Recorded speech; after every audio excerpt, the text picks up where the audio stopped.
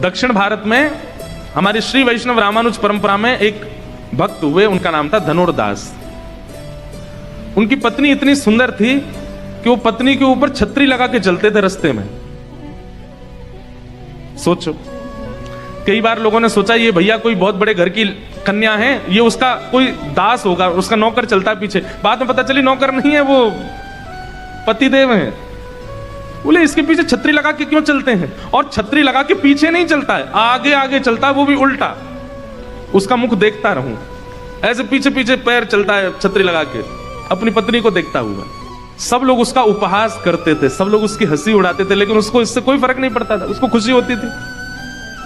एक दो बार पत्नी ने कहा भी, आप पूरी दुनिया के सामने तुम ऐसे चलते हो, सब हंसी उड़ाते हैं, देखो जोरू का गुलाम जा रहा है, देखो कैसा आ सकता है, पत्नी में छतरी लगा के चलता है, उसको देखते हुए चलता है।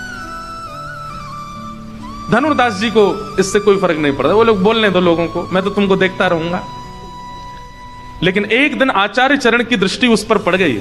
भगवान की सवारी जा रही थी, पालकी में बैठ के ठाकुर जी जा रहे थे, लोग बाग नाच रहे हैं, गा रहे हैं, गाजे बाजे बजा रहे हैं, लेकिन इतनी व्यवस्था में भी धनुर्दास सामने से निकला, पत्नी को देखता हुआ ही निकला। गाजे बाजे, नाच गाना, पुष्प वर्षण, ठाकुर जी की पालकी, इतना सब कुछ होते हुए भी धनुर्दास ने एक बार भी इधर नहीं देखा, पत्नी को देखता हुआ ही जा रहा है।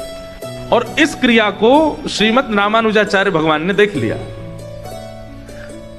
सब लोग तो उसका उपहास कर रहे थे, पर आचार्य चरण सोचने लगे ये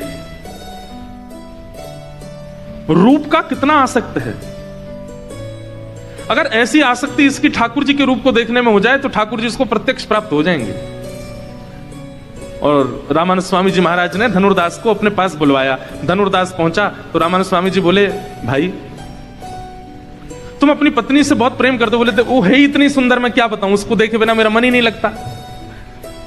तो रामानंद स्वामी जी महाराज बोले, अगर तुम्हारी पत्नी से सुंदर अगर मैंने किसी को दिखा दिया तो तुम क्या करोगे?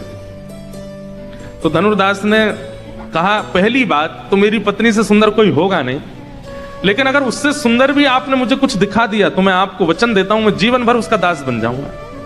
आप दिखाओ। आचार्य चरण हैं, तुरंत ले गए ठाकुर जी के पास। शेष शैया पर श्री रंगनाथ भगवान पड़े थे। तुरंत कपाट खोल करके आचार्य चरण ने कहा, भगवान मेरा मन है कि इसको आपका दर्शन हो, कृपा करके इसको दर्शन कराइए। और इतने में शंख चक्र गदा पद्मधारी त्रिलोकी नाथ विश्व सुंदर, अरे विश्व सुंदरों को भी मोहित करने वाले ठाकुर जी प्रत्यक्ष प्रकट हो गए। जैसे ही रूप माधुरी का दर्शन किया, देखता रह गया ठाकुर जी को। और बस उसी समय अपनी पत्नी के पास गया, उसको लेकर के आया और पत्नी सहित ठाकुर जी की शरणागति